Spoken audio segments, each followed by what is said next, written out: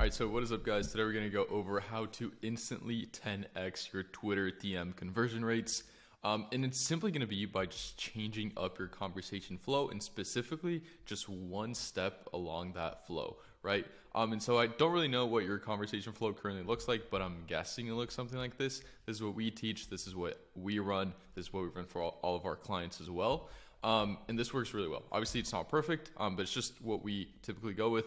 And so just to go over, if you haven't seen this before, so we send a DM, right? And it's going to be pitching some kind of service. It's going to be asking some kind of question. Just we're just trying to get a response, right? Why? Because especially when we're doing Twitter DMs, as soon as someone replies, then they start getting notifications. The only other way to get people to actually get notifications from us is if they follow us, right? If not, our messages just go straight to the requests, and people will check them, obviously, but they're not going to get notifications every time you send them a message until after they reply. So we're just shooting for the reply. Once they reply, it's either going to be, if it's a negative reply, there's a couple cases where we will go into where we will answer them, but for the most part, we only reply to positive replies, and then your positive reply will be camouflaged in some type of way. So it's either going to say like that they're either going to say how does it work? Yes, explain. Sure is one that we get a lot as well, or it'll be like how much, website, case study. So those are typically what your interested responses will look like. And so after that, right, what we want to do is if they hit us with these, then just answer their questions. But if they hit you with these, which is what we typically get, like the how does it work? Yes, explain, or sure. Sure is like, people get really confused with the sure, because it's they're saying yes, but they don't know if they should go straight into like, okay, sweet, here's the Calendly link, or if they should like go into like explaining what they do. So that one I feel like confuses people. We usually just like try to qualify them. Unless you just know for a fact that they're qualified, then you can just move on, right? But if they're not qualified, then just go for qualifying questions. If they start asking what you guys do, then you can go back to what we do. But in just a straightforward scenario, if they hit us like, yes, how does it work? Or yes, give more details, right?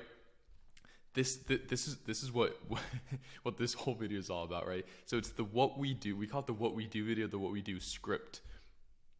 And I really do feel like this is one of the most overlooked parts of outreach. Why? Because everyone just goes around telling people like how to get the first reply or what your script should be. And then everyone forgets about the conversation, or everyone just thinks they know what to do after they get a reply. And that just couldn't be any further from the truth, right? Because people just don't know what to say after they respond. So there are like a lot of things you need to go through. I would say the biggest one is just know who you're talking to. And then after you know who you're talking to, based off of that, then you want to like construct your what we do. Yes, it's good to like have some type of base that you can go off of. I always advise against just copy and pasting and then just saying the same thing over and over again, because it just doesn't flow as naturally, and then people can know. Like people are smart, especially if you're like in the money Twitter space. Like people know when it's just copy and paste and no one likes it. And so once you know who you're actually talking to, then you're going to want to start building your what we do video, okay? Okay, so step one is just we want to know who we're talking to. And then step two, what I would honestly say, and this is something I went over right now that I was rebuilding a website with my guy Han, who's building a website. Awesome dude. I'll link his stuff down below. But basically, and it's just a great piece of advice. Like just write down your most common objections and then just handle them in the what we do video, so that you're basically like handling objections before they even happen, which is awesome. And that's what content is for, right? Like this is why I make these types of videos. But you can do like, even if you don't post content normally, you can do that like just in your DMs, which is freaking awesome, right? And I took a course once from Cold Email Wizard, and his sequence of like most common objections, or what people want to know, is like, first they want to know who you are, they want to know what you do, how you do it, they want to know if they can trust you, then they want to know if whatever you're doing will work for them, and then they just want to know next steps, right? And so that's more for like a VSL type video, and I'm 100%, I agree with him, like I like those steps. But in order to make this what we do video, which is honestly just a tiny little VSL, in order to make it stand out from the crowd, you don't want to just have like the one super generic video that goes like, hey buddy, or hey friend, or hey bro, how you doing? Like, and then on Loom you can see like made 4 months ago or something. So you don't want to be that guy. What you want to do is you want to take the time to actually go into your prospects like links. You actually want to do a little bit of research before you respond, to make a really, really well produced video that goes over the 6 steps that I gave you, right? Which is like who you are, what you do, how you do it. Can these people trust you? Will this work for them? And then what the next steps are. But like I said, you also want to add like offer specific objections, which is, like I said, the most common objections that you get. And obviously this will be very, very tedious and time consuming. And if you don't want to do it, then that's completely fine. Like, you don't have to do this, but I'm telling you, this works. This is what we do. This is what works best. Why? Because people know, like whenever people just hear the name on the Loom and they know it's not like potion, right? Then they are a lot more likely to actually respond and be like intrigued by what it is that you have to offer, if they're even interested in the first place, which they are because they already responded, right? And so yes, you do want to make these videos as personalized as possible.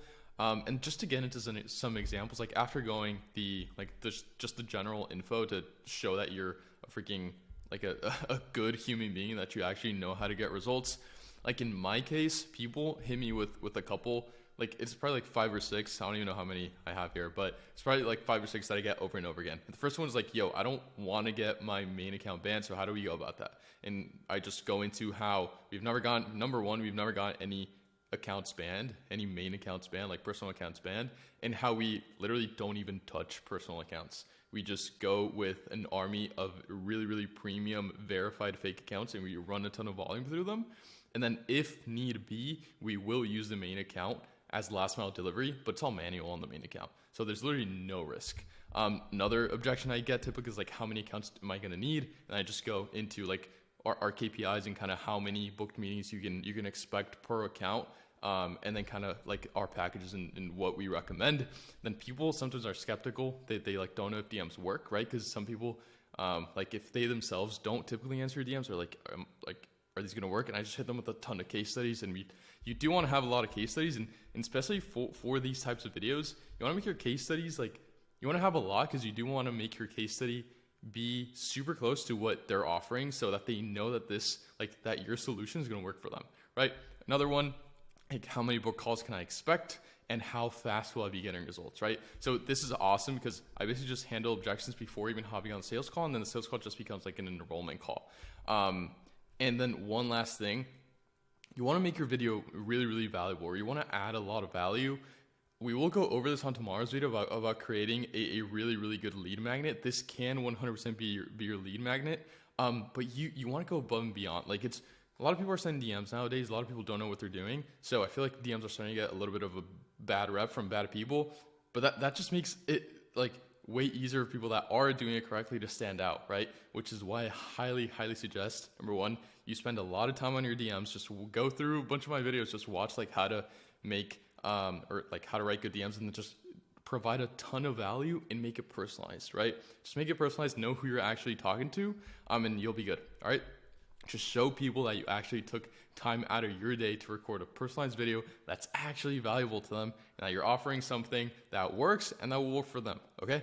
So yeah, that's pretty much it for now. If you guys want me to run your Twitter DM campaigns, just click the link below, book a call, and we will get you sorted within the next 24 hours.